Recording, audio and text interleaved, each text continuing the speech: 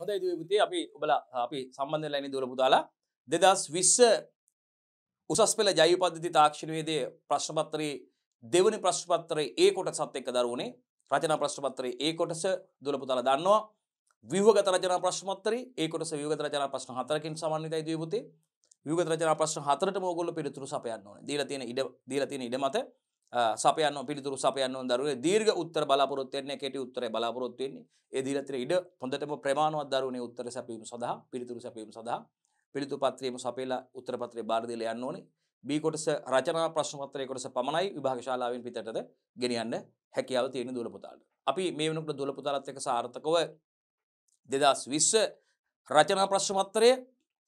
රචනා ප්‍රශ්න පත්‍රයේ ඒ කොටස ව්‍යුහගත රචනා ප්‍රශ්න පත්‍රයේ පළවෙනි ප්‍රශ්නය සාකච්ඡා කළා අවසන් දරුවනේ අපි දැන් බලාපොරොත්තු වෙන්නේ අද දුවල පුතාලත් එක්ක මේ දෙවනි ප්‍රශ්නේ සාකච්ඡා කරන්න.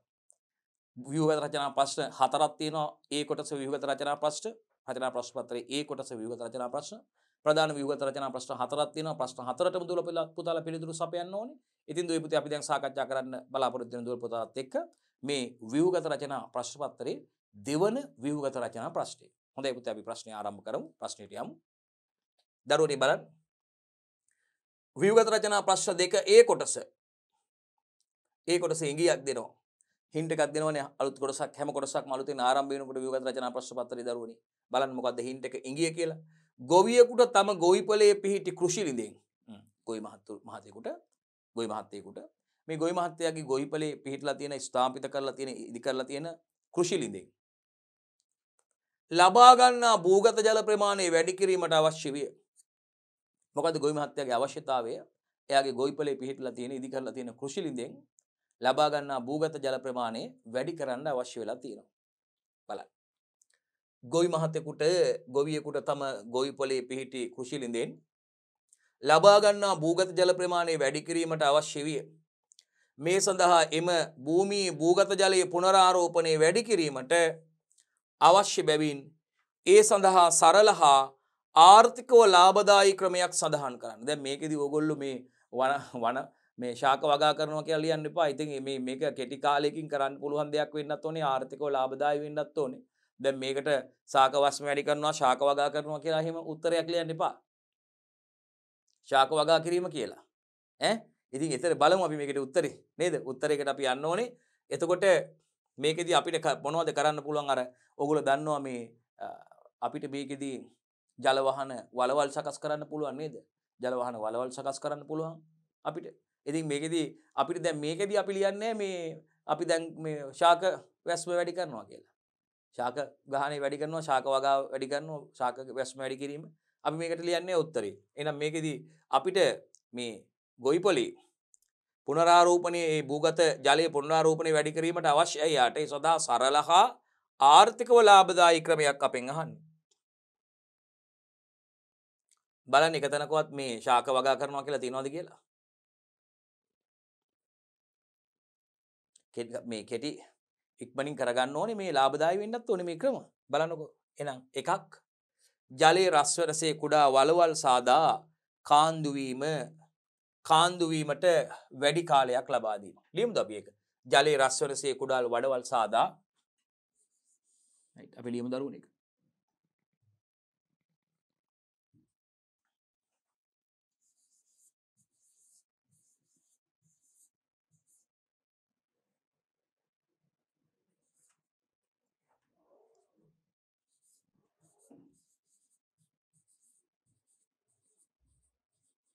ජලයේ රැස්වනසේ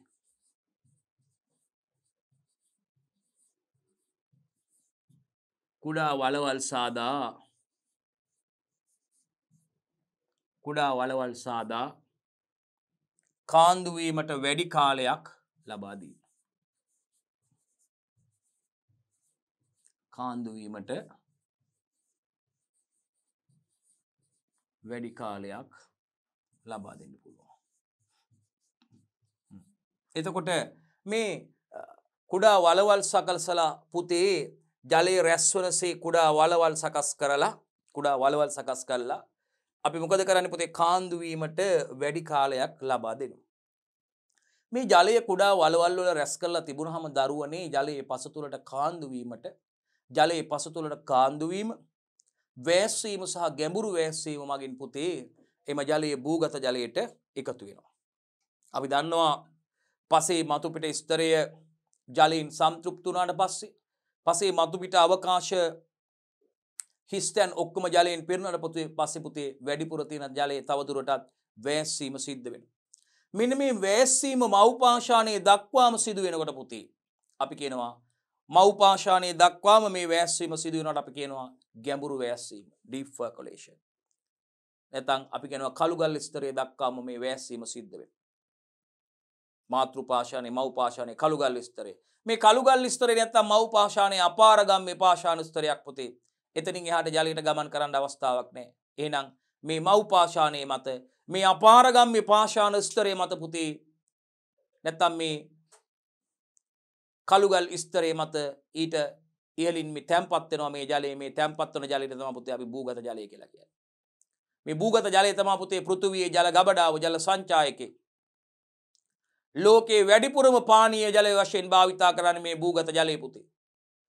මානව ක්‍රියාකාරකම් සඳහා වගේම වැඩිපුරම ලෝකේ වැඩිපුරම පානීය ජලය සඳහා භාවිතා කරන්නේ මේ භූගත ජලය. අපි දන්නවා පුතේ ජලය අනවරත සම්පතක්. ඒ කියන්නේ ජලය යලි ඇතිවන සම්පතක් වුණත් පුතේ අපි නිතරම කියනවා යලි ඇති නොවන සම්පතක් බවට පත් වෙන්න පුළුවන්. කොහොමද? මේ ජලය පුනරාරෝපණය වන වේගයට වඩා නැත්නම් රීචාර්ජ් වෙනවා ජලය. මේ පුනරාරෝපණය වන වේගයට වඩා වැඩි වේගකින් ජලයේ ප්‍රයෝජනයට ගත්තොත් පුතේ යලි ඇති වන සම්පතක් වුණත් යලි ඇති නොවන සම්පතක් බවට පත් වෙන්න පුළුවන්. ඒක නිසා අපි හිතමු දවසකට ජලයේ පුනරාරෝපණය වෙන ලීටර 100ක් කියලා. එහෙනම් අපි ලීටර 100ට වඩා වැඩියෙන් ප්‍රයෝජන ගත්තොත් අපි ලීටර 150ක් ප්‍රයෝජන ගන්නවා. දවසට හැදෙන්නේ 100 150ක් ප්‍රයෝජන ගන්නවා. එහෙම වුණොත් මේ ඇතිවන සම්පතක් වුණත් ඇති නොවන සම්පතක් බවට පත් වෙන්න වැඩි කාලයක් යන්නේ. එහෙනම් කොහොමද පුතේ මේ භූගත ජලයේ තිරසාර කළමනාකරණය කරන්නේ? එහෙනම් පුතේ මේ භූගත ජලයේ තිරසාරව කළමනාකරණය කරන්නේ තිරසාරව භාවිතා කරන්නේ කොහොමද? අපි ජලය පුනරාරෝපණය වන ප්‍රමාණයට වඩා වේගයට ප්‍රමාණයට වඩා අඩුවෙන් ප්‍රයෝජනට ගන්නවා. 100ක් ලීටර හැදෙනවා නම් අපි 50ක් ගන්නවා. 60ක් 80ක් 70ක් ඒ වගේ ගන්නවා. එහෙම නැත්නම් පුනරාරෝපණය වන ප්‍රමාණයට සමානව ප්‍රයෝජනට ගන්නවා. 100ක් පුනරාරෝපණය වෙනවා 100ක් ප්‍රයෝජනට ගන්න පස්සේ යන්නේ 100ක් නැවත හැදෙනවනේ. එහෙනම් මතක තියාගන්න භූගත ජලයේ තිරසාර කළමනාකරණයේදී පුතේ අපි ජලය පුනරාරෝපණය වන වේගයට වඩා ප්‍රමාණයට වඩා අඩුවෙන් හෝ පුනරාරෝපණය වන ප්‍රමාණයට සමානව පරිභෝජනය කරන්න ඕනේ. ඒක තමයි භූගත ජලයේ තිරසාර කළමනාකරණය කියලා කියන්නේ පුතේ. රයිට්? මං හිතන්නේ ඔයගොල්ලන්ට පැහැදිලි. එහෙනම් බලන්න අපේ පිළිතුර මේ ගොවි මහත්තයාගේ ගොවිපලේ තියෙන ලිඳ ඒකේ පුනරාරෝපණය වැඩි කරන්නයි ගොවි මහත්තයාට අවශ්‍ය වුණේ නේද? ගොවි මහත්තයෙකුට එයාගේ ගොවිපලේ තියෙන කෘෂි ලිඳෙන් ලබා ගන්නා භූගත ජල ප්‍රමාණය වැඩි කර ගන්න අවශ්‍ය වුණා. එහෙනම් එයා මේ සඳහා භූමියේ භූගත ජලයේ පුනරාරෝපණය වැඩි කරන්න එපා පුතේ. ඒ සඳහා සරල හා ආර්ථිකව ලාභදායී ක්‍රමයක් සඳහන් කරන්න කියන්නේ. එකක් එහෙනම් ජලයේ රැස්වනසේ කුඩා වලවල් සාදා කාන්දු වීම වැඩි කරන්න පුළුවන් පුතේ. මොකද්ද පුතේ? ජලයේ රැස්වනසේ කුඩා වලවල් සාදා කාන්දු වීමට වැඩි කාලයක් ලබා දෙන්න පුළුවන්. ඒ වගේම පාංශු ව්‍යුහය දියුණු කරන්න පුළුවන් පුතේ. පසේ පාංශු ව්‍යුහය දියුණු කරනවා. ඒ කියන්නේ පසේ ව්‍යුහය දියුණු කිරීම මගින් පුතේ අපි දන්නවා පසේ පාරගම්මිතාව වැඩි වෙනවා. පසේ ජලයට තියෙන පාරගම්මිතාව වැඩි වෙනවා පුතේ. පසේ ව්‍යුහය දියුණු කිරීම මගින් පාංශු ව්‍යුහය දියුණු කරන්න පුළුවන්. ඒ වගේම පසට කාබනික ද්‍රව්‍ය එකතු කරන්න පුළුවන් පුතේ. එතකොට මේ ජලය මේ කාබනික ද්‍රව්‍ය මතට මියගිය ශාක හා සත්ව කොටස්නේ නේද පුතේ අස්ථි කැබලි මතට මේ වියලි පත්‍ර මතට පතිත වෙලා ස්ලෝ ඩවුන් තමයි පස තුළට ජලය කාන්දු වෙන්නේ. එතකොට මේ ඇතුළු කාන්දුවට අවස්ථාවක් තියෙනවා වැඩිපුර. ඇතුළු කාන්දු වෙලා නේද පුතේ වැස්සීම සහ ගැඹුරු වැස්සීම මගින් මේ ජලය භූගත ජලයට එකතු වෙනවා. රයිට්? ජලය පුනරාරෝපණය වැඩි දියුණු කරගන්න යොදා ගන්න පුළුවන් සරල වගේම ආර්ථික වශයෙන් ලාභදායී ක්‍රම තමයි පුතේ පසට කාබනික ද්‍රව්‍ය එකතු කරන්න පුළුවන්. ඒතර නිරාවරණය වෙච්ච භූමියකට ජලය පතිත වෙනකොට ඒ පතිත ස්ථානයේ කේන්ද්‍ර කරගෙන මේ ජලය අපි දන්නවා මොකද වෙන්නේ? කාදනය වෙලා යනවා, විසිරි කාදනය වෙලා යනවා. නමුත් ආවර්ත භූමියකට කාබනික ද්‍රව්‍යයේ දේවල් භූමියේ තියෙනවා නම් ඒ තුලට පතිත වෙලා පත්‍ර වියලි පත්‍ර මතට අස්ථි කැබලි මතට ඒ ද්‍රව්‍ය මතට පතිත වෙලා ස්ලෝ ඩවුන් පස මතට ඇතුළු කාන්දු වීම සඳහා වැඩි කාලයක් ජලයට අවස්ථාව තියෙනවා. ඇතුළු කාන්දු වෙලා කාන්දු වීම වැස්සීම සහ ගැඹුරු වැස්සීම මගින් ඒ ජලයේ භූගත ජලයට එකතු වෙනවා දරුවනේ. එහෙනම් අපිට පසට කාබනික ද්‍රව්‍ය එකතු කිරීම හඳුන්වන්න පුළුවන් පුතේ. ඒ වගේම අපිට පුළුවන් පුතේ හරි මතු පිටපස බුරුල් කිරීම කරන්න පුළුවන් පුතේ. මතු පිටපස බුරුල් කර කිරීම කරන්න පුළුවන් පුතේ. මතු පිට මේ රළු බව හමු රළු බව ඇති කරන්න පුළුවන් පුතේ. මේ වගේ එකක් ලියන්න. මේ මතු පිටපස බුරුල් කිරීම සිදු කරන්න පුළුවන් පුතේ. මතු පිටපස බුරුල් කිරීම සිදු කරන්න පුළුවන්. එහෙනම් අපේ ඒ දෙවන ව්‍යුහගත ප්‍රශ්නේ ඒ කොටසේ පළවෙනි ප්‍රශ්නෙට පිළිතුරයි පුතේ අපි කතා කරේ. අපි යනවා B කොටස දරුවනේ. විසිතුරු මත්ස්‍ය කර්මාන්තයේදී ජලජ පැල ඇටි බහුලව භාවිතාවේ. බන් විසිතුරු මත්ස්‍ය කර්මාන්තයේදී පුතේ අපි දන්නවා ජලජ පැල ඇටි බහුලව භාවිතා වෙනවා. විසිතුරු මත්ස්‍ය කර්මාන්තයේදී ජලජ පැල ඇටි අපි දන්නවා බහුලවම භාවිතා වෙනවා. විසිතුරු මත්ස්‍ය කර්මාන්තයේදී ජලජ පැල ඇටි. අපි මේ විශේෂයෙන්ම විසිතුරු මත්ස්‍ය ටැංකි තුලට මත්ස්‍ය ටැංකි තුලට පුතේ මේ ජලජ පැල ඇටි අපි හඳුන්වා දීම කරනවා. ඒකේ වාසි ගණත් අපි දුවලා පුතාලා දන්නවා මේ ටැංකි වල ඇල්ගී වර්ධනය අඩු වීම අඩු වෙනවා. ඒ වගේම මේ මත්ස්‍යයන්ට ආරක්ෂාව සැපෙනවා දරුවනේ මේ මගින්. ඒ වගේම මේ විසිතුරු ජලජ පැල ඇටි වල ප්‍රභා සංශ්ලේෂණය මගින් මේ ටැංකි වලට අවශ්‍ය ඔක්සිජන් ලැබෙනවා පුතේ. ටැංකි වල ඔක්සිජන් දීවීම සිද්ධ වෙනවා. ඉතින් ඒ වගේ වාසි වැදගත්කම් රාශියක් පුතේ අපිට අඳුර ගන්න පුළුවන්. හොඳයි පුතේ. එතකොට මේ විසිතුරු මත්ස්‍ය කර්මාන්තයේදී ජලජ පැල ඇටි බහුලව භාවිතා වෙනවා පුතේ. මින් මැදුරක විසිතුරු ජලජ පැල ඇටි වලින් ඉටුවන ප්‍රධාන කාර්ය තුනක් ලයිස්තුගත කරන්න කියලා කියනවා පුතේ. අපි කීපයකුත් දැන් කිව්වා. බලමු එහෙනම් ඉතාමත්ම වැදගත් මින් මැදුරක නේද දරුවනේ. ඒ වගේම ඕගොල්ලෝ මේ සූලොජිකල් ගාඩන් එකට ගිහිල්ලා තියෙනවා නම් දෙහිවල සත්ත්ව උද්‍යානයේ අපේ ලංකාවේ තියෙන ප්‍රධානතම ලංකාවේ එකයි තියෙන්නේ නේද? දැන් තව පිනවල ඕපන් සූ එකක් තියෙනවානේ. ඉතින් නමුත් මේ අපේ ප්‍රධාන සූලොජිකල් ගාඩන් එක දෙහිවල ඕනම දරුවෙක් ගිහිල්ලා තියෙනවා කුඩා කාලේ නිවසින් එක්ක යනවා පළවෙනි ට්‍රිප් එක කොළඹ එනකොට නේද? එක්ක යන ට්‍රිප් එකේ තැනක් තමයි මේ අලි නැටුම් එහෙම බලලා නේ ඉස්ලාම සූලොජිකල් ගාඩන් එකට ඇතුල් වෙනකොට මින් මැදුරට අනිවාර්යෙන්ම යනවා. ෆ්‍රෙෂ් වෝටර් මාළු වගේම නේද දරුවනේ අපිට දැක ගන්න පුළුවන් අපේ රටට ආවේනික වෙච්ච මත්ස්‍ය විශේෂත් ඉන්නවා මිරිදිය මත්ස්‍ය නේද දරුවනේ. රයිට් පතිරණ සාලයා නේද බන්දුල පෙතියා වගේ කට්ටිය නේද? හල්මල් දණ්ඩියා දරුවනේ. ඉතින් අපිට එන්ඩමික් ලෝකයේ වෙන කිසිම රටක නෑ අපේ රටේ විතරක් ඉන්න අය. විශාලම ඕගොල්ලෝ දැකලා ඇති ෆ්‍රෙෂ් වෝටර් මත්ස්‍යයා හිටියා නේද? නේද?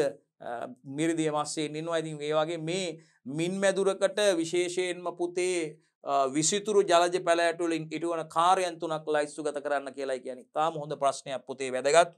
අපි මේ 12 වෙනි ශ්‍රේණියට අදාළ මේ ඒකකයේදී දරුවනේ අපි විශේෂයෙන්ම මේ ජලජ පැල ඇටි ගැන කතා කරනවා පුතේ. මේ විසිතුරු ජලජ පැල ඇටි වගේම ආහාරමය ජලජ පැල ඇටි ගැන කතා කරනවා පුතේ. ඒ වගේ වැදගත්කම් විසිතුරු ජලජ පැල ඇටි වගේ වැදගත්කම් ගැන අපි කතා කරනවා පුතේ. මේ ජලජ ප්‍රධාන ජලජ ශාක ගැන අපි කතා කරනවා පුතේ. රයිට්. එකක් බලන්න මේ මින් මැදුරේ අලංකාරය සඳහා දරුවනේ එකක් අලංකාරය සඳහා ඒ වගේම ඔක්සිජන් ලබා දීමේ ප්‍රභවයක් ලෙස අපි එක ලියමු.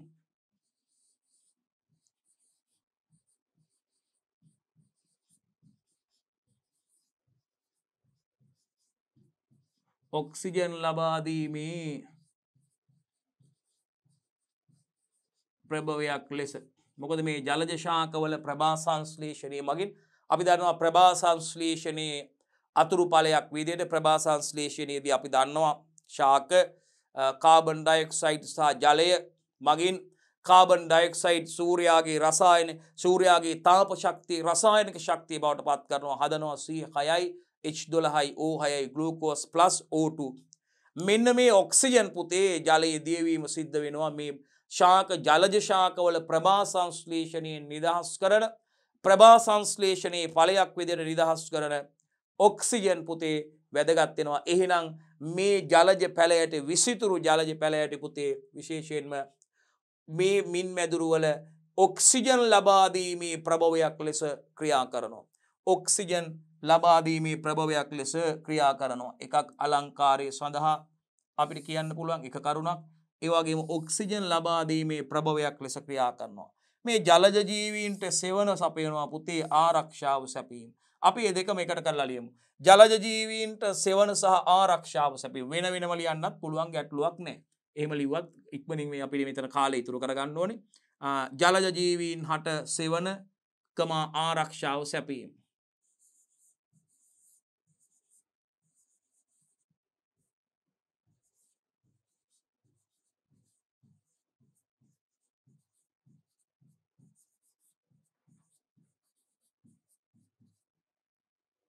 ආරක්ෂාව ලබා දෙනවා.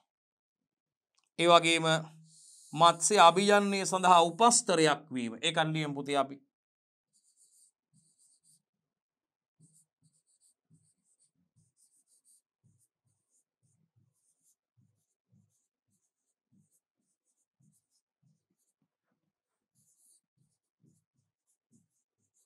මත්ස්‍ය අභියන්නේ සඳහා උපස්තරයක් වෙනවා පුතේ. ඒ වගේම පුතේ නයිට්‍රජනීය අපද්‍රව්‍ය අවශෝෂණය කරගන්නවා. ඒකනේ අපි කිව්වේ මේ නයිට්‍රජනීය අපද්‍රව්‍ය ෆොස්ෆේට් වගේ දේවල් නයිට්‍රජනීය අපද්‍රව්‍ය ෆොස්ෆේට් අවශෝෂණය කර ගැනීම නිසා මේ මින් මැදුරේ මේ ටැංකි තුල ඇල්ගී වර්ධනය වීම මොකද වෙන්නේ පුතේ? අඩාල වෙනවා. නයිට්‍රජනීය අපද්‍රව්‍ය අවශෝෂණය මින් මැදුර තුල ස්වභාවික පරිසරයක් ඇති කිරීම. right? මං හිතන්නේ පැහැදිලි දුවලා පුතාලට. හරි නේද දරුවනේ? කරුණු තුනක් අපෙන් අහනවා. ලකුණු 4 ගානේ දීලා තියෙනවා. හොඳයි දරුවනේ අපි යනවා C කොටසට. හරි. පසු සම්පත් නිෂ්පාදනය පිළිබඳ ප්‍රකාශ කිහිපයක් පහත දැක්වේ. එක් ප්‍රකාශය T සත්‍ය හෝ අසත්‍ය F දැයි සඳහන් කරන්න කියලා තියෙනවා. හොඳ ප්‍රශ්නයක්. මේ වගේ ප්‍රශ්නත් උසස් පෙළ විභාගෙදී අහනවා මේ විදිහට විවිධ විෂයන් වලත් මේ BS වලටත් මේ 2020 අහලා තිබුණා. ඉතින් පුතේ මේ පසු සම්පත් කියද්දි මොකද ඔයගොල්ලෝ මතක් වෙන්නේ? එකපාරටම ගන්නකො පසු සම්පත්. සත්ව නිෂ්පාදන. පසු සම්පත් කිරි නිෂ්පාදන, බිත්තර නිෂ්පාදන දරුවනේ නේද? මේ කිරි ආශ්‍රිත නිෂ්පාදන, බිත්තර නිෂ්පාදනේ පසු සම්පත් වලට ගත්තාම දරුවනේ පශු වෛද්‍ය කියලා අපි ගහනවානේ. පශු වෛද්‍ය සායන, පශු වෛද්‍ය වෙටනරිස්ලා කියලා අහලා තියෙනවා. මේ සත්ත්ව රෝග සම්බන්ධයෙන් ඉන්න වෛද්‍යවරු විශේෂඥයන්. පශු වෛද්‍ය දැන් ලංකාවේ අපි දන්නවා මේ පශු වෛද්‍ය ප්‍රධාන පශු වෛද්‍ය රෝහලක් තියෙනවා. සතුන් නතර කරගෙන ඇඩ්මිට් කරගෙන ප්‍රතිකාර කරනවා පේරාදෙණියේ පශු වෛද්‍ය රෝහල නේද? ඉතින් ඒ වගේ මේ ලංකාවේ මේ විවිධ වෛද්‍ය මධ්‍යස්ථාන වගේම දිස්ත්‍රික්කවල මේ පශු වෛද්‍ය රෝහල් තියෙනවා දරුවනේ. සතුන් සඳහා රෝග කරන දැන් අපිට නම් ලෙඩේ ගිහිල්ලා කියන්න පුළුවන් නේ මොකද කියලා දොස්තර මහත්තයා අහපුවම. නමුත් පශු වෛද්‍යවරයෙකුට බලන්නකෝ ලෙඩාට රෝගේ කතා කරන්නත් බෑ, ලෙඩාගෙන් අහලා දැනගන්නත් බෑ. ඉතින් ලෙඩාව පරීක්ෂා කළාම ලෙඩා දිහා රෝගේ දිහා බලලම තමයි ඒ තොරතුරු ලබා ගන්න වෙන්නේ. නේද දුවේ පුතින්? ඉතින් එතකොට මේ පශු සම්පත් කියනකොට දරුවනේ විශේෂයෙන්ම මේ සත්ව නිෂ්පාදන අපිට ගන්න පුළුවන් කිරි නිෂ්පාදනය, බිත්තර නිෂ්පාදනය, මස් නිෂ්පාදනය මේ දේවල් දරුවනේ අපිට ගන්න පුළුවන්. රයිට්. එතකොට අපි දන්නවා මේ ගොවිපළ ආශ්‍රිතව ඇති කරන ලබන සතුන් තමයි ගොවිපළ සතුන් කියලා කියන්නේ. එතකොට අපි දන්නවා ගොවිපළ ආශ්‍රිතව ඇති කරන සතුන් ගවයින්, එළුවන්, කුකුලන්, ඌරන්, බැටළුවන්, හාවන්, පාත්තයින් ඉතින් මේ වාගේ ඇති කරනවා. මේකෙන් ප්‍රධාන වශයෙන්ම ගවයන් ඇති කරන්නේ පුතේ කිරි නිෂ්පාදනය ආරම්භ කරගෙන ශ්‍රී ලංකාවේ අපේ රටේ. හැබැයි මෙහෙම දෙයක් තියෙනවා දැන් ව්‍යාපාරයක් විදිහට මේ ගව පාලනය මේ කරන විශාල ගොවිපළවල් වල මේ කිරි නිෂ්පාදනයේ අවසන් කරපු දෙනුන් අනිවාර්යයෙන්ම මේ මස් වලට තමයි පුතේ බීෆ් සඳහා යොදාගන්නේ. එතකොට මේ ස්පිරිමි ගවයින් විශාල වශයෙන් මේ අනිත් සත්ත්වයින් මේ අපි දන්නවා ඒ වගේ මේ විශේෂයෙන්ම කෘත්‍රිම සිංචන ක්‍රම තමයි යොදාගන්නේ මේ ප්‍රජනන ක්‍රම සඳහා නම පැටවුන් ලබා ගන්න නවීන තාක්ෂණික ක්‍රම භාවිතා කරන. ඒ නිසා විශේෂ මේ වාණිජ්‍ය ගොවිපළවල් වල ව්‍යාපාරයක් විදිහින් සිදු කරනකොට මේ සතුන් මස් නිෂ්පාදනය සඳහා යොදා ගන්නවා කිරි නිෂ්පාදනයෙන් පස්සේ. ව්‍යාපාරයක්නේ අරමුණ මුදල් අරමුණ කරගන්නේ මේවා කරන්නේ. එතකොට දැන් සාමාන්‍යයෙන් අපි දන්නවා දුවේ පුතේ අපි විශේෂයෙන්ම මේ අපේ ලංකාවේ ගත්තොත් අපේ ලංකාවේ විශේෂයෙන්ම කිරි ගොවීන් ඉන්නවා. මේ කියන්නේ ගව පාලනය ගවයන් ඇති කරනවා ගව පාලනය සිදු කරන කිරි ගොවීන් ඉන්නවා. ඒගොල්ලෝ විශේෂයෙන්ම කිරි නිෂ්පාදනය කරගෙනයි මේ නිෂ්පාදන කටයුතු කරන්නේ. සතෙක් මැරුණත් මස් අනුභව කරන්නේ ලෙඩක් ඇදිලා හරි මොකක් හරි අනතුරකින් මැරුණොත් බොහෝම ගෞරවාන්විතව ඒ සතා වළදාලා ඉතින් මේ කටයුතු සමහර අය මේ සත්තු වෙනුවෙන් දානමාන පවා දෙනවා. ඉතින් එහෙම සංස්කෘතියක් අපේ රටේ තියෙනවා. නමුත් මේ අපි දන්නවා විශාල පරිමාණ මේ ගොවිපළවල් තුන අනිවාර්යයෙන්ම කිරි නිෂ්පාදනය අහවර කරපු දෙනුන් අනිවාර්යයෙන්ම මස් සඳහා තමයි යන්නේ. බොන තරම් වීඩියෝ දැකලා ඇති මේ වගේ බීෆ් නේද? හරක් මස් සඳහා හරක් මස් කියලා බීෆ් කියලා තමයි මේ අලෙවි කරන්නේ. මස් සඳහා තමයි යොදාගන්නේ. හාවන් මස් සඳහා යොදාගන්නේ. ඌරන් මස් සඳහා යොදාගන්න. එළුවන් කිරි සහ මස් සඳහා යොදා ගන්නවා. කුකුලන් මස් සහ බිත්තර සඳහා නිෂ්පාදනය කරනවා. බැටළුවන් මස් සහ අපි බැටළුවන්ගේ අපි දන්නවා අර බැටළුවන්ගේ ඌල් ලබා ගන්න ඒවා නිෂ්පාදන ලබා ගැනීම සඳහා මේවා සිදු කරනවා. ඉතින් මේ ගොවිපළ ආශ්‍රිතව ඇති කරන සතුන් තමයි පුතේ අපි තාරාවන් වගේ සතුන් ඇති කරනවා. නේද දරුවනේ අපි කියපුවාම ඒ සතුන් තමයි ගොවිපළ සතුන් කියන්නේ. ඉතින් මේගොල්ලෝන්ගෙන් ලබා ගන්න නිෂ්පාදන අපි මේ පසු සම්පත් කියලා නැත්නම් පසු සම්පත් නිෂ්පාදන විදියට පසු සම්පත් විදියට නිෂ්පාදනයට හඳුන්වනවා. හොඳයි පුතේ එහෙනම් අපි විශේෂයෙන්ම 2020 ප්‍රශ්න පත්‍රයේ රචනා ප්‍රශ්න පත්‍රයේ ව්‍යුහගත රචනා ප්‍රශ්න පත්‍රයේ මේ දෙවෙනි ප්‍රශ්නේ C කොටසෙන් පුතේ අපෙන් අහන්නේ පසු සම්පත් නිෂ්පාදනය පිළිබඳ ප්‍රකාශ කිහිපයක් පහත දැක්වේ. මේ පසු සම්පත් නිෂ්පාදනය පිළිබඳ ප්‍රකාශ කිහිපයක් පහත දැක්වෙනවා. එක් ප්‍රකාශයේ T නැත්නම් සත්‍ය හෝ අසත්‍ය F දැයි සඳහන් කරන්න කියලා කියනවා. අපි බලමු පුතේ එකට ගිහිල්ලා. මෙන්න. right. ප්‍රකාශය T හෝ අසත්‍යද කියලා දාන්න කියලා තියෙනවා. අපි බලන්නකො. හොඳයි. අංක 1 රෝම ඉලක්කම් 1. බිත්තර සම්පූර්ණ ප්‍රෝටීන වල හොඳ ප්‍රභවයකි. ඇත්තට පුතේ බිත්තර කියලා කියන්නේ අපිට විශේෂයෙන්ම අඩු මිලකට ලබා ගන්න පුළුවන් ඉතාමත්ම හොඳ ප්‍රෝටීන් ප්‍රභවයක් අපි දන්නවා බිත්තර කියලා කියන්නේ. බලන්න දැන් බිත්තරයක් දැන් නම් මේ දවස්වල බිත්තරයක් රුපියල් 25ක් විතර වෙනවනේ. සමහර දවස්වල කොරෝනා කාලේ නම් බිත්තරයක් රුපියල් 10ටත් තිබුණා. නේද? බිත්තර 10ක් 100ට තිබ්බ. දැන් 10ක් ගන්න ගියොත් රුපියල් 250ක් විතර යනවා. කාලෙන් කාලට නිෂ්පාදනය අඩු වැඩි වෙනකොට තමයි දරුවනේ මිල වෙනස්කම් ඇති වෙන්නේ. මේ නිෂ්පාදන අඩු වැඩි වෙනකොට නිෂ්පාදනය අඩු වෙනකොට තමයි මිල වැඩි වෙන්නේ. නිෂ්පාදන හොඳට තියෙනවා නම් මිල සාමාන්‍ය දෙන්න මිලකට දෙන්න පුළුවන්. ඉතින් ඇත්තටම කියනවා නම් බිත්තර ගත්තොත් පුතේ අපිට මේ ඉතාම අඩු මිලකට ලබා ගන්න තියෙන ඉතාම හොඳ ප්‍රෝටීන් ප්‍රභවයක් තමයි පුතේ අපිට ප්‍රෝටීන් අවශ්‍යතාවය සම්පූර්ණ කරගන්න බිත්තරයක්.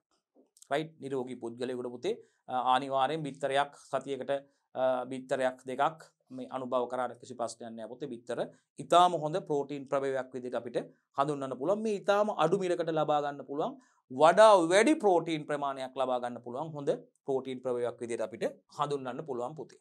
හොඳයි දරුවනේ අපි බලමු පිළිතුරට යමු. එතකොට එහෙනම් බිත්තර සම්පූර්ණ ප්‍රෝටීන වල හොඳ ප්‍රභවයක් පුතේ. ඔව් ඇත්ත කතාව. එහෙනම් මේක සත්‍යයි. සත්‍ය T සත්‍ය කියලා දාන්න පුළුවන්. නැත්නම් පුතේ true කියලා මේකේ දාන්න පුළුවන් T එක. සත්‍යයි. T සත්‍යයි. හරි. right අපි යනවා. සියලුම ශ්‍රේණි වල බිත්තර එක සමානව පෝෂ්‍යදායී වේ. ඔව් පුතේ. සියලුම ශ්‍රේණි වල බිත්තර ගත්තාම සියලුම ශ්‍රේණි වල බිත්තර අපි කියනවා බිත්තර ගත්තාම පුතේ එක සමානව පෝෂ්‍යදායී වෙනවා. නිවැරදි පුතේ බිත්තර පෝෂ්‍යදායී. ලකුණු 3ක් හම්බ වෙනවා. right. එළදෙනෙකුගෙන් කිරිදවන්නේ දිනකට එක්වරක් පමණි. දැන් මෙහෙමයි. ගම් වල නම් අපි ඔය අපේ ගම් වල අපේ කිරියම්මලා නේද? ඒ කට්ටිය මේ අපේ ඇසි අත්තලා මුත්තලා ඒ කාලේ අපි දැන් ඕගොල්ලෝ දන්නවා ඇති දැන් ඔය ගෙදරක ගැමි ගෙදරක ඒගොල්ලෝ ගොවිතැන් කරනවට අමතරව මේ ගොවිතැන් කටයුතු සඳහා අපි දන්නවා අතීතයේදී පුතේ මේ ගැමිලි නගුල යොදාගෙන සත්ත්ව බලයෙන් තමයි සීසෑමේ කටයුතු ඒ වගේම මේ කොළපෑගීමේ කටයුතු සිදු වුණේ. ඉතින් ඒ නිසා මේ හරක් පට්ටියක් ඒ වගේම එළ හරක් පට්ටියක් එහිමේ ගැමි ගෙවල් වල හිටියා. ඉතින් මේ එළ දෙනුන්ගෙන් වගේම මී දෙනුන්ගෙන් මී කිරි හදන්නත් එළ දෙනුන්ගෙන් මේ කිරි ලබා ගන්න කිරි දෙවීම සිද්ධ කරනවා පුතේ. උදේට තමයි අර දෙනගේ කිරි තනපිඩු උණුසුම් ජලයෙන් හොදලා ඉතින් අර කවුරු හරි ගෙදර වැඩි හිටියෙක් නැත්නම් දන්න කෙනෙක් කිරියම්ම කෙනෙක් හරි කවුරු හරි නැත්නම් පිරිමි කෙනෙක් හරි දන්න මේ අත්තා කෙනෙක් හරි කවුරු හරි මේගොල්ලෝ මේකට හුරු වෙලා ඉන්නවා අර සතාගේ කිරි දොවා ගන්නවා. අර තනපොඩුව අපි මෙහෙම තනපොඩුව අදිමින් අර ඇත්තටම මේකෙදි වෙන්නේ අර රිද්මයානුකූල මේ සංකෝචනය වීම සහ ඉහිල් වීම තමයි සිද්ධ වෙන්නේ. අර පල්ස් එකක් වෙනවා. ඒකම තමයි අර කිරි දෙවීමේ යන්ත්‍රයෙන් සිදු කරන්නේ. අර්ධරික්තක තත්වයක් ඇති කළා. අර අපි දන්නවා දැන් අපි අතින් කිරි පුඩුව තන පුඩුව අදින ගමන් තන පුඩුව මෙහෙම අදින ගමන් ඒක මොකද වෙන්නේ? අර ඉහිල් වීම හා අපි දන්නවා ඉහිල් වීම හා සංකෝචනය වීම තෙරපීම සිද්ධ වෙනවා. ඉතින් දිනකට එක්වරක් උදේට තමයි කිරි ගන්න. හරි. ඉතින් එහෙම උදේ දැන් ඔය කිරි එකතු කරන මධ්‍යස්ථාන වල දැන් උදේ කිරි ගන්නවා. සමහර අය හවසට අරන් තියනවා ඇත් වෙන්න පුළුවන්. බොහෝ විට උදේ තමයි කිරි ගැනීම සිද්ධ කරන්නේ. නමුත් මේ අපි දන්නවා එහෙම එකක් නැහැ. එකවරක් ගන්නවා කියලා නේද? සමහර හවස් වරුවේත් හවසටත් කිරි ගන්නවා. හවස් වරුවේත් දැන් කිරි එකතු කිරීමේ මධ්‍යස්ථාන වල විශේෂයෙන් මේ කිරි ගොවි පොළවල් වල අවස්ථා දෙකකදී උදේ සහ හවස විදියට කිරි ගන්නවා. හවස් වරුවේත් මිල්කින් පාලයකට ඇතුල් කරලා කිරි දෙවීමේ යන්ත්‍ර මගින් විශේෂයෙන්ම සංයුක්ත කිරි දෙවීමේ යන්ත්‍ර තියෙනවා විශේෂයෙන් විශාල ගොවි පොළවල් වල. ඒ වගේ එකවර දෙනුන් ගණනාවකදී කිරි දවා ගැනීම සිදු කරන්න පුළුවන් ආකාරයට ඒ දවා ගන්න කිරි එසරින් නිෂ්පාදන කටයුතු වල සඳහා යොමු කිරීම සිද්ධ වෙනවා. දැන් අපෙන් අහන්නේ තුන්වෙනි ප්‍රශ්නේ පුතේ අපෙන් ප්‍රශ්න අංක 3 රෝම ඉලක්කම් 3 එළදෙනෙකුගෙන් කිරි දවන්නේ දිනකට එක්වරක් පමණ කියන එක දරුවනේ එතකොට වැරදි. හොඳයි පුතේ එතකොට අපි ප්‍රශ්නාංක 4 කිරි යූරියා මගින් අපමිශ්‍ර වී ඇද්දැයි සොයාගෙන බැලීම සඳහා මේ COB අපි කියනවා clot and boiling test එක right මෙන්න මේ ටෙස්ට් එක COB ටෙස්ට් එක කරන්නේ පුතේ මේ කිරි බැක්ටීරියා මගින් ආසාදනය වෙලා තියෙනවද කියලා බලන්නයි පුතේ. කිරි වල බැක්ටීරියා මගින් ආසාදනය වෙලා තියෙනවද බලන්න තමයි පුතේ මේ නරක් වෙලා තියෙනවද බැක්ටීරියා වලින් කිරි දූෂණය වෙලා තියෙනවද නැත්නම් බැක්ටීරියා කිරි වල කිරි බැක්ටීරියා මගින් ආසාදනය වෙලා තියෙනවද බලන්න තමයි පුතේ අපි මේ clot and boiling test එක කරන්නේ මේ COB test එක කරන්නේ. නමුත් කිරි වල යූරියා අපමිශ්‍රණය වී ඇද්දැයි සොයා බැලීම සඳහා COB test එක කරන්නේ නැහැ. එහෙනම් මේක වැරදි. කිරි වල බැක්ටීරියා සොයා ගන්න තමයි පුතේ මේ පරීක්ෂාව කරන්නේ. එහෙනම් මේක 4 වෙනි පිළිතුර වැරදි. right. හරි අපි යනවා රෝම ඉලක්කම් 5. ශ්‍රී ලංකාවේ බොයිලර් සතුන් ඉක්මනින් තර කර ගැනීම සඳහා right ශ්‍රී ලංකාවේ බොයිලර් සතුන් බොයිලර් කුකුල් මස් කියලා කියන්නේ අපි බොයිලර් කුකුල් මස් කර්මාන්තයේ බොයිලර් කුකුල් මස් කර්මාන්තය අපි දන්නවා. එතකොට බොයිලර් කුකුල් මස් නිෂ්පාදන ක්‍රියාවලිය අපිට කතා කරන්න තියෙනවා මත්ස්‍ය කොහොමද නිෂ්පාදනයේ පියවරයන් ටික අපි දන්නවා විශේෂයෙන්ම අපිට මේක ගැන කතා කරන්න තියෙනවා. එහෙනම් ඒකත් අපි දන්න එකක්. ශ්‍රී ලංකාවේ බොයිලර් සතුන් ඉක්මනින් තර කර ගැනීම සඳහා පුතේ ස්ටෙරොයිඩ් ලබා දීමක් සිදු වෙන්නේ නැහැ. එතකොට පස්වෙනි එකට පිළිතුර F. ස්ටෙරොයිඩ් ලබා දීමක් සිදු වෙන්නේ නැහැ. වැරදි. හරි. රෝම ඉලක්කම් 5ට පිළිතුර වැරදි. හරි. අපි යමු ඉදිරියට. D කොටසට යනවා. දෙවන ව්‍යුහගත රචනා ප්‍රශ්න පත්‍රයේ D කොටසටයි දුවේ පුතේ අපි දැන් සම්බන්ධ වෙලා ඉන්නේ දුල පුතාලත් එක්ක. හරි. එහෙනම් ආහාර පනතේ පොදු පරමාර්ථය වන්නේ මේ බලන්න 1980 අංක 26 දරන ආහාර පනත. ආහාර සම්බන්ධයෙන් විශේෂයෙන්ම පාරිභෝගික ආරක්ෂාව සඳහා විවිධ විධිවිධාන පනවා තියෙනවා දරුවනේ. ආහාර ඇසුරුම් කරණය සම්බන්ධයෙන් ආහාර ද්‍රව්‍ය සම්බන්ධයෙන් මේ ආහාර පනත මගින් තමයි පුතේ මේ පාරිභෝගික ආරක්ෂාව සඳහා වගේම විශේෂයෙන්ම පාරිභෝගිකයාගේ ආරක්ෂාව සඳහා මේ අවශ්‍ය කරන විධිවිධාන පනවා තියෙනවා දරුවනේ. විශේෂයෙන්ම ආහාර ඇසුරුම් කිරීම කොහොමද ආහාර ඇසුරුම් කරලා තියන්න ඕනේ ප්‍රදර්ශනය කිරීම සඳහා තියෙනකොට එතකොට මේ ආහාර ලේබලයක අඩංගු තොරතුරු ආහාර ඇසුරුම් සම්බන්ධව ආහාර ද්‍රව්‍ය සම්බන්ධයෙන් මේ පනත මගින් තමයි දරුවනේ ඒ සඳහා අවශ්‍ය කටයුතු විධිවිධාන පනවලා තියෙනවා දරුවනේ. සීමාවන් පනවලා තියෙනවා. පාරිභෝගික ආරක්ෂාව සඳහා කටයුතු කරන ආකාරය සම්බන්ධයෙන් සඳහන්ලා තියෙනවා. එතකොට මේ ආහාර පනත පුතේ හොඳට මතක තියාගන්න 1980 අංක 26 දරන ආහාර පනත. සංශෝධන වෙලා සංශෝධිත ඒවත් සඳහන්ලා තියෙනවා. දරුවෝ ගාව මේ පනත ළමයි ගාව තියෙනවා. දරුවෝ බලලා ඊට අදාළව කටයුතු පාඩම් කරලා තියාගන්න ඕනේ. එහෙනම් ආහාර පනතේ පොදු පරමාර්ථය වන්නේ මිනිස් පරිභෝජනය සඳහා ආරක්ෂිත බලන්නකේ හින්ට් එකකින් කියලා තියෙන කරුණු. ආහාර පනතේ පොදු පරමාර්ථය වන්නේ මිනිස් පරිභෝජනය සඳහා ආරක්ෂිත සම්පූර්ණ සහ අවංකව ඉදිරිපත් කරන ලද ආහාර සුලභතාවයේ සහතික කිරීමයි. අන්න බලන්නකො දීලා තියෙනවා හින්ට් එක. මොකද්ද පුතේ? ආහාර 1980 අංක 26 දරන ආහාර පනතේ පරමාර්ථය වෙන්නේ ආහාර පනතේ පොදු පරමාර්ථය තමයි පුතේ මිනිස් පරිභෝජනය සඳහා ආරක්ෂිත බලන්නකො මිනිස්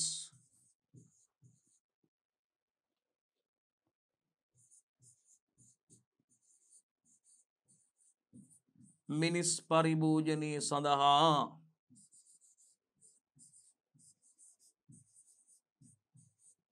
ආරක්ෂිත මිනිස් පරිභෝජනය සඳහා ආරක්ෂිත ඒ වගේම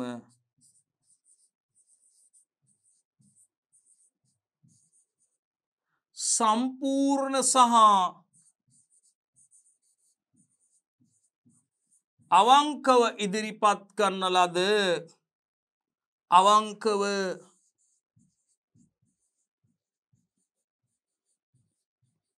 ඉදිරිපත් කරන ලද සම්පූර්ණ සහ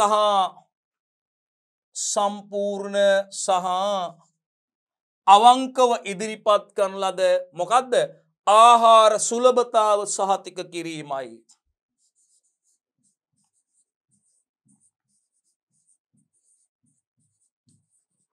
සුලභතාව සහතික කිරීමයි. ආහාර සුලභතාව සහතික කිරීමයි. එහෙනම් ආහාර පනතේ පොදු පරමාර්ථය තමයි පුතේ මිනිස් පරිභෝජනයේ සඳහා ආරක්ෂිත ඒ වගේම හරිද? මිනිස් පරිභෝජනයේ සඳහා ආරක්ෂිත සම්පූර්ණ සහ අවංකව ඉදිරිපත් කරන ලද සම්පූර්ණ සහ අවංකව ඉදිරිපත් කරන ලද ආහාර සුලභතාවය සහතික කිරීමයි දරුවෝ. රයිට්. හින්ට් එක අපෙන් අහනවා මේ 1980 අංක 26 දරන ආහාර පනත මගින් පාලනය කරනු ලබන ක්‍රියාකාරකම් 4ක් සඳහන් කරන්න කියලා. රයිට්.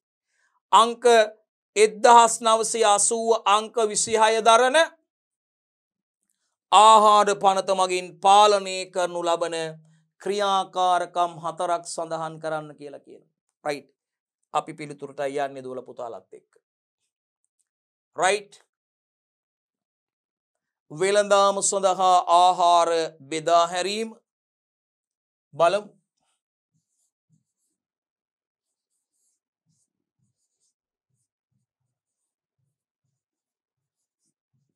වෙළඳාම සඳහා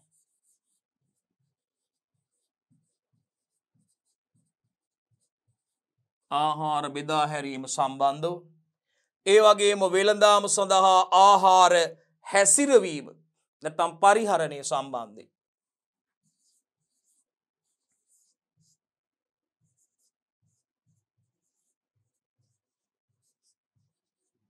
වෙළඳාම සඳහා ආහාර හැසිරවීම නැත්නම් පරිහරණය ඒ වගේම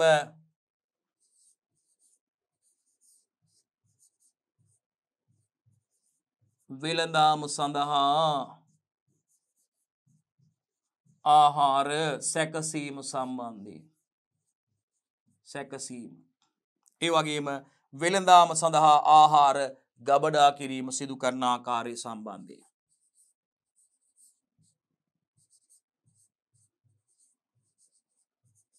වෙළඳාම සඳහා ආහාර ගබඩා කිරීම මං හිතන්නේ දරුවන්ට පැහැදිලි. වෙළඳාම සඳහා ආහාර බෙදා හැරීම ඒ වගේම වෙළඳාම සඳහා ආහාර හැසිරවීම පුතේ ඒ වගේම වෙළඳාම සඳහා ආහාර සැකසීම වෙළඳාම සඳහා ආහාර සැකසීම ඒ වගේම වෙළඳාම සඳහා ආහාර ගබඩා කිරීම කියන ක්‍රියාවලීන් අපිට සඳහන් කරන්න පුළුවන් පැහැදිලිවම දරුවෝ. හොඳයි. රයිට්. දෙවනි කොටසෙන් අපෙන් අහනවා එහි දෙවනි කොටසෙන් අහනවා පුතේ මේ 1980 අංක 26 දරන ආහාර පනත බලාත්මක කිරීමේ බලධාරියා කවුරුන්ද කියලා පුතේ. ඉතාමත්ම වැදගත් ප්‍රශ්නයක්. මොකද්ද පුතේ? 1980 අංක 26 දරන ආහාර පනත දැනටමත්ව දන්නවා. බලාත්මක කිරීමේ බලධාරියා කවුද කියලා දන්නවා දරුවනේ. මෙන්න වචනේ ඔයගොල්ලොන්ගේ මතකේ තියෙනවා අනිවාර්යයෙන් මතක තියාගන්න කවුද පුතේ? සෞඛ්‍ය සේවා අධ්‍යක්ෂ ජනරාල්වරයා. මේ නම මං හිතන්නේ පහුගිය කාලේ ඉතාම හොඳට අහලා පුරුදු නමක්. ඊට කලින් ඉඳන් දුවලා පුතාලා දන්නවා කවුද? සෞඛ්‍ය සේවා අධ්‍යක්ෂ ජනරාල්. මෙයා තමයි බලදරයා.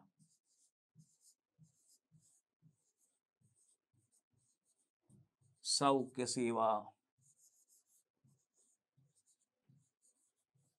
අධ්‍යක්ෂ ජනරාල්වරයා. සෞඛ්‍ය සේවා අධ්‍යක්ෂ ජනරාල්වරයා තමයි පුතේ මෙහි ප්‍රධාන බලධරයා. F කොටසට යනවා පුතේ අපි ඒකේ. F කොටසට යන්නේ දරුවනේ අපි. F කොටසට යනවා බලන්න F කොටස. ආහාර ලේබලයක නෛතික අවශ්‍යතාවයක් ආහාර ලේබලය නෛතික අවශ්‍යතාවයක් වන අතර නීතිමය අවශ්‍යතාවයක් ආහාර සඳහා ලේබලයක් කියන එක. එමගින් පාරිභෝගිකයන්ට උවමනා එමගින් පාරිභෝගිකයන්ට ඔවුන් කැමති ආහාර තෝරා ගැනීම සඳහා වටිනා තොරතුරු සැපේනු. ආහාරයේ කල්ලිකුත්වීමේ දින, ආහාරයේ නිෂ්පාදිත දිනය, ආහාරයේ අඩංගු ද්‍රව්‍ය, ආහාරයේ පෝෂණ සංයුතිය, ආහාරය අන්තර්ගත ද්‍රව්‍ය ගැන කතා කිව්වා අපි. ආහාරයේ අඩංගු පෝෂණ ගුණය, ආහාරයේ බර නැත්තම් පරිමාව, වොලියුම් එක, නැත්තම් පරිමාව, බර, ඒ වගේම රසායනික ද්‍රව්‍ය අඩංගුද නැද්ද බව,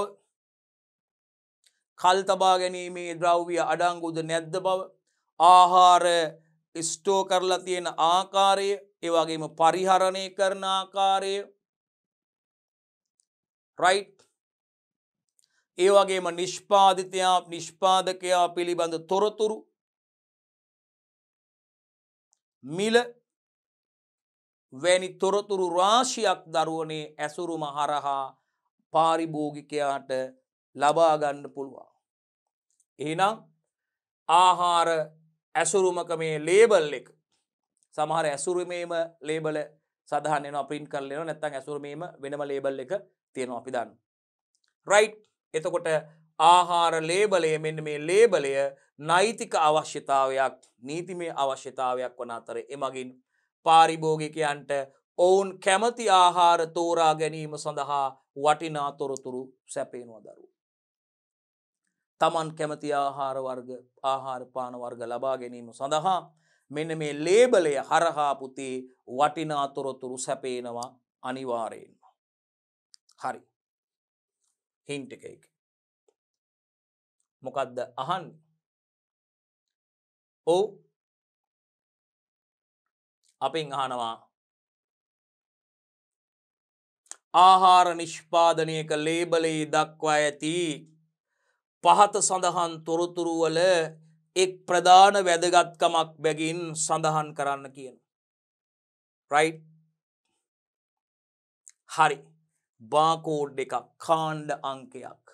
මේ කාණ්ඩ අංකයක් අනිවාර්යෙන්ම මේ ආහාර ලේබලයක සඳහන් වෙන්න ඕනේ පුතේ.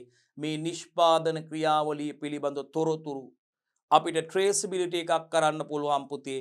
යම් මේ කාණ්ඩ අංකය හරහා නිෂ්පාදනයේ සිදු කළ දිනය, ඒ වෙලාවේ නිෂ්පාදනයේ සඳහා යොදාගත් අමුද්‍රව්‍ය, ඇසුරුම් ද්‍රව්‍ය, කාගෙන්ද මේ අමුද්‍රව්‍ය ලබාගත් සැපයුම් කරුවන් කවුද, ඒ වෙලාවේ රිසීවින් එකේ හිටියේ කවුද, ප්‍රොසෙසින් ඒරියා එකේ වැඩ කරේ කවුද, යන්ත්‍ර සූත්‍ර ක්‍රියාත්මක වුණ ආකාරය, ඒ වගේම පැකින් එකේ කවුද හිටියේ, ස්ටෝරේජ් වල කවුද හිටියේ, මේ නිෂ්පාදන කටයුතු සඳහා භාවිතා කරන ලද අමුද්‍රව්‍ය මොනවද, කාගෙන්ද මේ අමුද්‍රව්‍ය ලබාගෙන තියෙන්නේ, යන්ත්‍ර සූත්‍ර, මෙන්න මේ සියලුම දේවල් දරුවනේ බාකෝඩ් එකක් නැත්තම් සමාවෙන්න කාණ්ඩ අංකය හරහා දරුවනේ ලබා ගන්න පුළුවන්. ඒකයි මං කිව්වේ ට්‍රේසබිලිටි එකක් කරන්න පුළුවන් කියලා. නිෂ්පාදනයේ මුල සිට අගටත් අග සිට මුලටත් විවර්ෂණය කළා.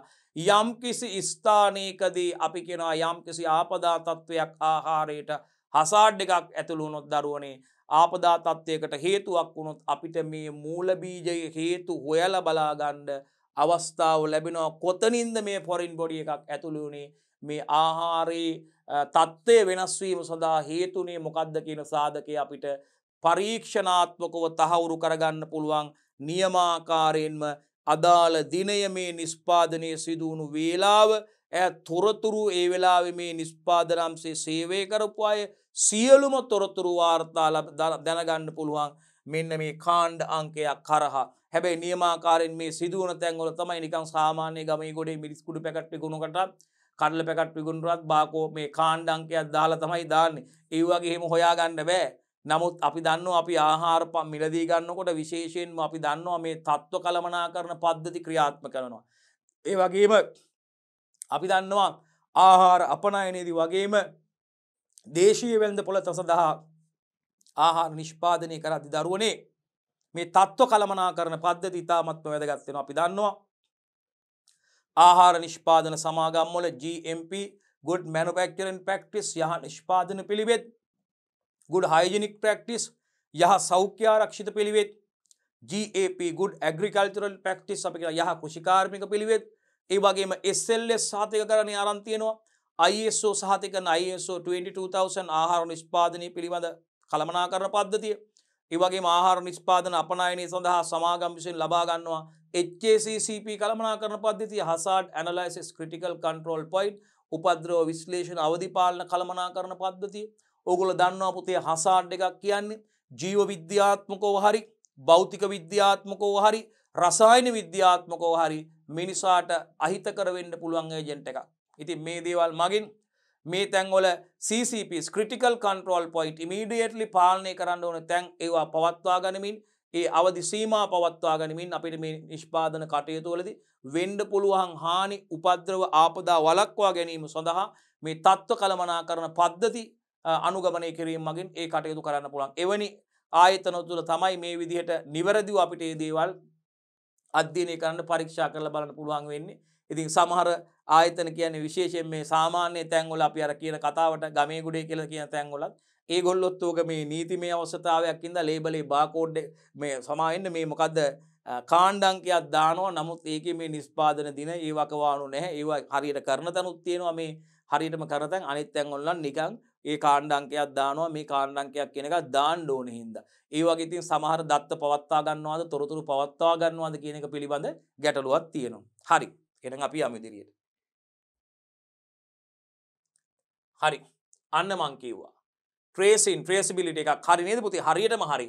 නිෂ්පාදනයක් ආපසු අනුරේඛනය කරන්න back tracing එකක් සඳහා ඒ වගේම නිෂ්පාදනයක් නැවත කැඳවීම සඳහා recall සඳහා අන්න බලන්න කාණ්ඩාංකයේ වැදගත්කම. right දරුවනේ බලන්න. නිෂ්පාදනයක් ආපසු අනුරේඛනය සඳහා නැත්නම් නිෂ්පාදනයක් නැවත කැඳවීම සඳහා back tracing එකක් මං කිව්වේ traceability එකක් බලන්න පුළුවන් කියලා. අපිට මේ සියලුම තොරතුරු නිෂ්පාදනයේ සම්බන්ධයෙන් දැනගන්න පුළුවන්.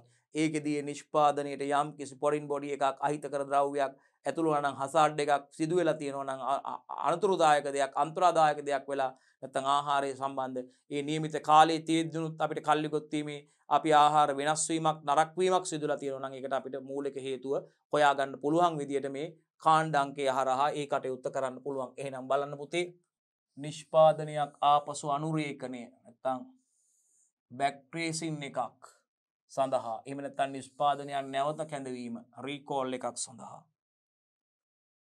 මොකද්ද ඊළඟට අපෙන් නිෂ්පාදනයේ පොදු නම right නිෂ්පාදනයේ පොදු නම පුතේ අපිට ආහාර වර්ගය ආකාරය හඳුනා ගැනීමට නිෂ්පාදනයේ පොදු නම පොදු නමක් දැන් තියෙනවා සෝයා මීට් ඉතින් වෙනම එක එක තව වෙළඳ නමුත් තියෙනවා දැන් සෝයා මීට් තමයි දැන් වෙළඳ නම් වල දඩයම් බට්ට නේද එක එක නම් තියෙනවා ඒගොල්ලෝ දාගෙන තියෙනවා නේද දඩ මස් එක එක නම් පොලොස් එක එක විදිහට කියලා රස කිකිය දාලා එනවා එතකොට අපිට දැන් පොදු නාමය දැන් සම්පූර්ණ යොදේ සහිත කිරිපිටි එක එක නම් වලින් වෙළඳ නම් වලින් එනවා රයිට් එක එක කට්ටියක රූප දාලා එහෙම වෙළඳ නම් වලින් එනවා නමුත් ඒක අපි මේක හඳුර ගන්න තියෙන්න ඕනේ පුළුවන් වෙන්න ඕනේ පුතේ. එතකොට අපිට ඒකෙන් විශේෂයෙන්ම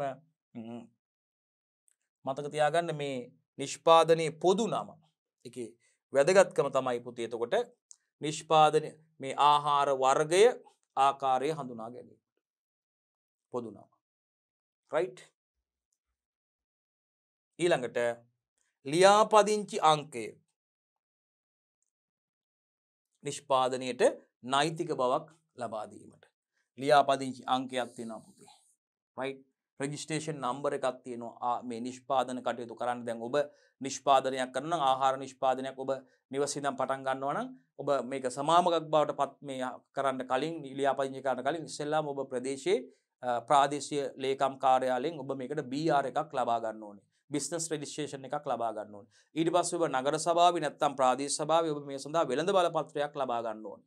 නගර සභාවටත් ඒකට මුදලක් ගෙවන්න ඕනේ නැත්නම් ඒ වගේම මේ ප්‍රාදේශීය ලේකම් කාර්යාලයේ ප්‍රාදේශීය මහ ලේකම් කාර්යාලයෙන් BR එකක් business registration එකක් ඔබ හදා ගන්න තියෙන්න ඕනේ. ඊට ඔයාට ඉදිරියේදී ව්‍යාපාරය සඳහා ණයක් ලබා ගැනීමේදී ව්‍යාපාරය ඔයා වෙනත් ආයෝජන කටයුතු මේ BR එක ඉදිරිපත් කරන්න ඕනේ අනිවාර්යෙන්. එහෙනම් ඒක ලියාපදිංචි අංකයක් තියෙන්න ඕනේ. බිස්නස් රෙජිස්ට්‍රේෂන් නම්බර් එකක් තියෙන්න ඕනේ. ඒක තියෙන්න ඕනේ මොකද නිෂ්පාදනයේට නෛතික බවක්, නීතිමය බවක් ලබා දීම සඳහා. දැන් ව්‍යාපාර පටන් අරගෙන තියෙනවා.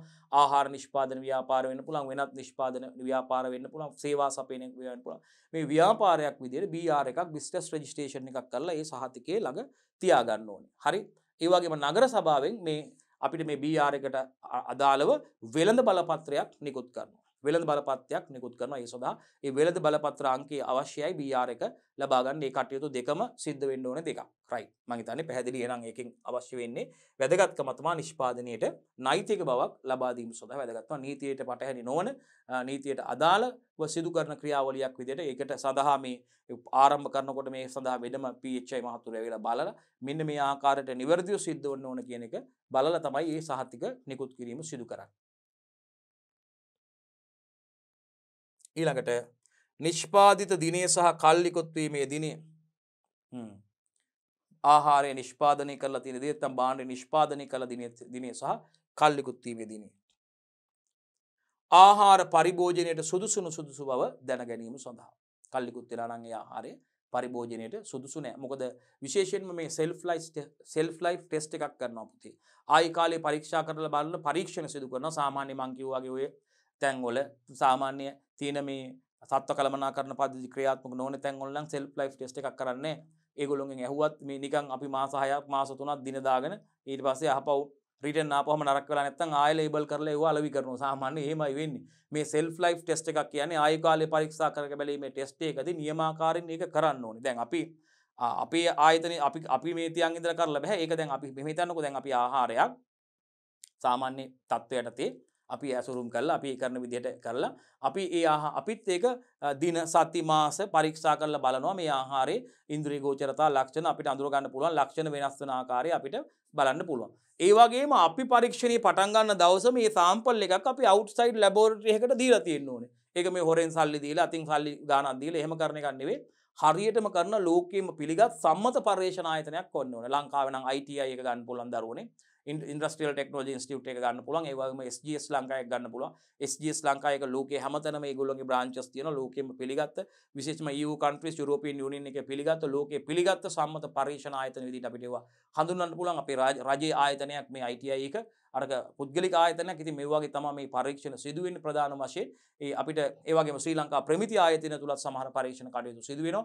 ඉතින් ඒ අනුව අපි සුදුසු ආයතනයකට මේ අපේ නිෂ්පාදනයේ සාම්පල් දෙනවා. එතකොට හරියටම මේගොල්ලෝ පටන් ගන්න දවසේම අපි දෙගොල්ලම එකම දවසේ මේ පරීක්ෂණ කටයුතු පරීක්ෂණ පටන් ගන්නවා.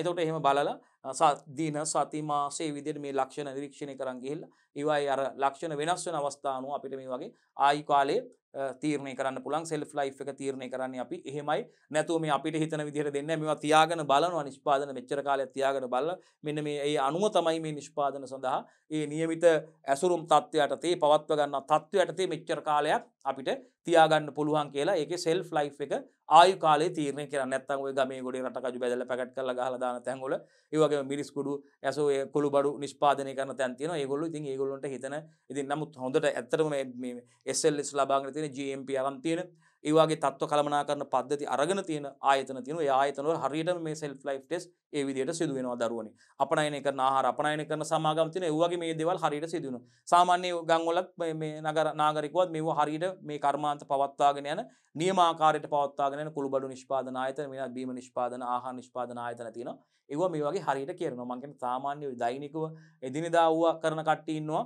ඉතින් ඒගොල්ලෝගේ නම් ඒගොල්ලොත් කල්ලිකුත් විදිහට මේකට දානවා. හිතලා බලලා තීරණය කළා තමයි දාන්නේ. නැතුව අර සෙල්ෆ් ලයිෆ් ටෙස්ට් එකක් කරලා ආයු කාලේ පරීක්ෂා කිරීමේ පරීක්ෂණයක් කරලා බලලා නෙවෙයි ඒගොල්ලෝ දාන්නේ. නියමට හරියට මේවා කරනවා නම් නීතිමය අනුව අකුරටම කරනවා නම් ඒ ආ විදිහටයි සිද්ධ වෙන්න ඕනේ. ඉතින් ඒ අර විශේෂයෙන්ම ඔඩිට් එකක් කරනකොට විශේෂයෙන්ම මේ HACCP HACCP ඔඩිට් එකක් හරි SLS සහතිකරණය සඳහා සිදු කරන ඔඩිට් එකක් සඳහා හරි නැත්නම් ISO 22000 සඳහා කරන ඔඩිට් එකක් කරනකොට හරි අනිවාර්යයෙන්ම මේ සෙල්ෆ් ලයිෆ් ටෙස්ට් එක කරපු ෆයිල් තියෙන්න ඕනේ. ඒ වගේ පරීක්ෂණ වාර්තා නිවැරදිව පවත්වා ගන්න ඕනේ. ඒ අනුව තමයි නැත්නම් සල්ලි යටින් දුන්නට ඒවට ඒවා හරියට හරි ගසලා දෙන්නේ නිම ආකාරයෙන් ඒවා කරලා වැරදි අඩුපාඩු තියෙනවා නම් හරියට කරලා ඒවට root cause analysis දාලා කොහොමද මේ වගේ මූල හේතු මොනවද මේවා මොකක් හේතුවක් නිසාද වෙනස්කමට ලක් වුනේ මේවා පාලනය කර ගැනීමට භාවිතා කරන ක්‍රමවේද මොනවද කියලා හරියටම රූට් කෝස් ඇනලයිසිස් දීලා හරියටම මේවට හේතු වෙච්ච සාධක සම්පූර්ණයෙන්ම මේවා කරලා දීලා තමයි අවසානයේ නිවැරදි කර ගැනීමේ ක්‍රමවේදයක් අනුගමනය කරලා නිවැරදි කරගත්තට පස්සේ තමයි මේගොල්ලෝ මේ තත්ත්ව පද්ධති කළමනාකරණ පද්ධති අපිට භාවිතා කිරීමේ හැකියාව ලැබෙන ඉතින් ලොකු process එකක් BST වලට ඕගොල්ලන්ට මේ තත්ත්ව කළමනාකරණ පද්ධති ගැන ඉගෙන ගන්න තියෙනවා. ඉතින් එතනදී මේ කොටස් වලදී මේවා ඉගෙන ගන්න පුළුවන් විශේෂයෙන් ආහාර පාඩමේදී මේ කොටස් ඕගොල්ලන්ට ඉගෙන ගන්න තියෙනවා. දරුවෝ ඉගෙන ගන්නත් ඉන්නේ මේ වෙනකොට. හරි. එහෙනම් අන්න අපි මේ විශේෂයෙන්ම කල්යුකුත් වීමේ සහ මේ නිෂ්පාදිත දිනයෙන් දරුවනේ මේ ආහාරය පරිභෝජනයට සුදුසු නුසුදුසු බව දැන ගැනීමටයි පුතේ ඒක අපි භාවිතා කරන්නේ. right. අපි F කොටසට යනවා දරුවනේ. පහතරට පිහිටා ඇති පොලිතින් උමන් තුල අන්න බලන්න පහතරට පිහිටලා තියෙන පොලිතින් උමන් පොලිටනල්ස් වල උමන් තුල උෂ්ණත්වයේ පාලනය කිරීම සඳහා යොදාගත හැකි යාන්ත්‍රණ දෙකක් සඳහන් කරන්න කියනවා. අපි දන්නවා ආරක්ෂිත ගෘහ ඉදිකිරීමේදී අපි දන්නවා පුතේ පාලිත පරිසර තත්ත්වයටතේ මේ භූග වගාවේදී අපි දන්නවා පාලනය කරන පරිසර තත්ත්ව භාවිතා කරන විශේෂයෙන්ම වායව පරිසර තත්ත්ව ප්‍රධාන වශයෙන් පාලනය කිරීමක් සිදු වෙන්නේ පුතේ මේ උෂ්ණත්වයේ ආලෝකයේ සාපේක්ෂ ආර්ද්‍රතාවයේ වර්ෂාපතනයේ සුළඟ වගේ මේ වායු පරිසර තත්ත්ව ප්‍රධාන වශයෙන් පාලනය කරන්න පුතේ මොකද මේකෙදි විශේෂයෙන්ම මේ ආරක්ෂිත භෝග වගාවේදී නිර්පාංශු වගා මාධ්‍ය තමයි භාවිතා කරන්නේ soilless culture. සමහර අවස්ථාවලදී මේ ගෘහය තුලම පස ජීවාණු හරණය කරලත් භාවිතා කරන අවස්ථා තියෙනවා. බොහෝ විට මේ මලු භාවිතා කරද්දී මේ වගා මලු සඳහා කෝවුබත් කෝවු කේන්දි ඒ වගේම ස්වභාවික කාබනික දේවල් වගේම කෘත්‍රිම දේවල් භාවිතා කරනවා. වර්මිකියුලයිට්, පර්ලයිට්, රොක් වූල්, ගල් කුඩු, බොරළු වගේ ඒවා භාවිතා කරනවා මේ විශේෂයෙන්ම මාධ්‍ය විදියට වගා මාධ්‍ය විදියට තියෙන soilless culture එකක් තමයි බහුලවම සිදු වෙන්නේ. ඉතින් විශේෂයෙන්ම මෙතනදී අහන්නේ අපි දන්නවා මේ පහතරට ප්‍රදේශවල ගත්තාම උෂ්ණත්වය අධිකයි. ඉතින් උෂ්ණත්වයේ වැඩි ප්‍රදේශවල පිහිටලා තියෙන මේ පොලිතින් උමන් තුල උෂ්ණත්වයේ පාලනය කිරීම සඳහා යොදාගත හැකි යාන්ත්‍රණ දෙකක් අපෙන් අහන ඕගොල්ලෝ මා කතා කරේ කීයක්ද ඇති ආකාරයට වහලස කිසිම විදියට right. හරි බලමු. බිත්ති වල උස වැඩි කරන්න පුළුවන්. හරි. බිත්ති වල උස වැඩි කරන්න පුළුවන්. එකක් බිත්ති වල උස වැඩි කරන්න පහතරට කලාපයේ සඳහන් පුතේ මේක හදන්න බලන්න මේ ඔව් පහතරට පිහිටා ඇති පොලිතින් උමන් තුල පුතේ පහතරට පිහිටා තියෙන පොලිතින් උමන් වල උෂ්ණත්වය පාලනය කිරීමට උෂ්ණත්වය වැඩි පාලනය කිරීම සඳහා යොදා ගන්න පුළුවන් යාන්ත්‍රණ දෙකක් අහන්න. එකක් බිත්ති වල උස වැඩි කරන්න පුළුවන්.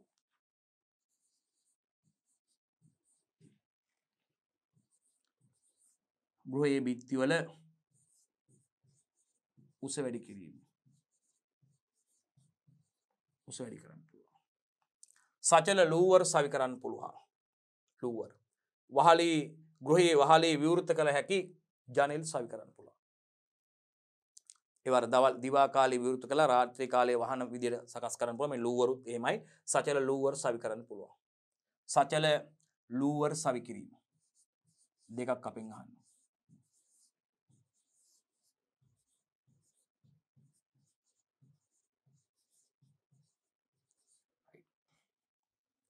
බිත්ති වල උස වැඩි කරන්න පුළුවන් සචල ලෝවර් සවි කිරීම නැත්නම් ගෘහයේ වහලේ විවෘත කළ හැකි ජනෙල් සවි කරන්න පුළුවන්. right. පිටකර පංකා පිටකුරු පංකා අපි කියන එක්සෝස්ට් ෆෑන් සවි කරන්න පුළුවන් පුතේ. ඇතුළත තියෙන රත්තු වාතයේ ඉවතට කරන්න පුළුවන් එක්සෝස්ට් ෆෑන්. ඒ වගේම පොලිතින් උමගේ පැති බිත්ති වලට පොලිතින් වෙනුවට පුතේ කෘමි ප්‍රතිරෝධී දැල් භාවිතා කරන්න පුළුවන්. සෙවන දැල් ඉදීම ඒ වගේම තාප රැඳවුමක් විදියට ඇලුමිනේට් භාවිතා කරන්න පුළුවන්. මේවා අපි දන්නවා දරුවෝ ඉගෙනගෙන තියෙන්නේ. මුදුන් වා කවුළු සහිතව වහලේ ඇති ගෘහ හදන්න පුළුවන්. තෙත මෙට්ට ක්‍රමය ෆෑන් පැඩ් මෙතඩ් යොදා ගන්න පුළුවන්. ගෘහය තුළ මීදුම් ආකාර ජල පැතුරුමක් මගින් සිසිල් කිරීම පුළුවන්. මිස්ටර් සෑන් ෆොගස් right. ඔන්න ඔය කරුණ වලින් ඕනම දෙකක් සඳහන් කරලා තිබ්බොත් දරුවනේ සම්පූර්ණ ලකුණු හම්බ වෙනවා දුවල පුතාලට. හොඳයි දුවේ පුතේ අපි දුවල පුතාලත් එක්ක සාකච්ඡා කරලා අවසන් කරේ 2020 උසස් පෙළ ජෛව පද්ධති තාක්ෂණවේදී රචනා ප්‍රශ්න පත්‍රයේ පළවෙනි කොටස ඒ කොටස ව්‍යුහගත රචනා ප්‍රශ්නයේ දෙවැනි ප්‍රශ්නයයි දුවල පුතාලත් එක්ක සාර්ථකව සාකච්ඡා කරලා අවසන් කරේ. අපි බලාපොරොත්තු වෙනවා දුවේ පුතේ ඊළඟට දුවල පුතාලත් එක්ක ව්‍යුහගත රචනා ප්‍රශ්නයේ තුන්වන ව්‍යුහගත රචනා ප්‍රශ්නය එක්ක ඔබත් එක්ක සම්බන්ධ වෙන්න බලාපොරොත්තු වෙනවා.